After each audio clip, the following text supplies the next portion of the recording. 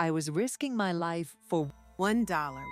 an hour at an Indiana fast food spot in the mid-1970s, while the white high school boys I worked with got the minimum wage of $1.6. They told me they needed the money for a car, and my needs didn't matter. I swore I'd never be discriminated against again. So I got an MBA and ran the largest department at a corporate job placement center in the 1990s, supervising 17 people. But when a lesser qualified white man was promoted above me, my vice president put his hand on my shoulder and told me outright, "Mary, this is a white man's world, and the sooner you realize that, the better off you'll be." That statement cost me. I later calculated the salary gap between us was $279,000 annually. I overcame the initial wage theft by getting my education, but the emotional pain of being told my professional merit was worthless in that white man's world never fully went away, causing me to avoid management for 2 decades. The price of being Black in America isn't just measured in emotional trauma. It is measured in a quantifiable theft of nearly $300,000 annually.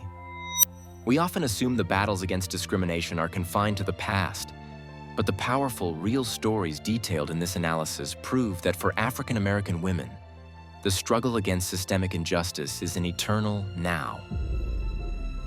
These narratives are a stark mirror, reflecting the exact failures of the systems we rely on today.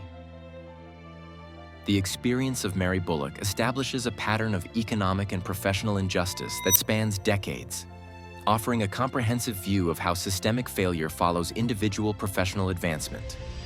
Mary Bullock's initial encounter with overt economic injustice occurred around the mid-1970s in Indiana when she was 16. Working at a local fast food restaurant, she discovered she was paid only $1 per hour, while 2 white male teen co-workers earned the state minimum wage of $1.60 per hour. This $0.6 per hour gap, justified by the employer as necessary for the male co-workers to buy a car, signaled clearly that her labor was explicitly valued at less than that of her white male peers. This wage discrimination forced her to seek education as a defense against future injustice, leading her to obtain a licensed social worker credential and an MBA. Despite achieving this professional excellence, Mary Bullock faced institutional blockage years later in a corporate office, estimated to be around the 1990s. She was the program director of the largest center within her organization, overseeing 17 staff members, making her objectively the most qualified director. However, a white male director running a smaller center with fewer staff was promoted over her for the stated purpose of experience.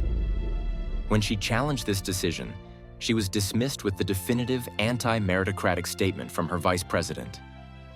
"Mary, this is a white man's world." This structural failure establishes a powerful rhetorical question. If education and professional excellence are neutralized by explicit institutional power dynamics, what is the real return on investment for Black professional excellence? The systemic power structure nullified her advanced credentials with a blunt, racist decree that demonstrated individual merit is irrelevant to structural power.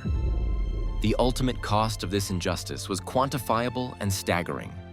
Upon retirement, she calculated the salary gap between herself and the white male colleague promoted above her was $279,000 annually. This represents the quantifiable, lifelong cost of institutional racism. Furthermore, the lasting trauma of this betrayal was not just financial, but psychological.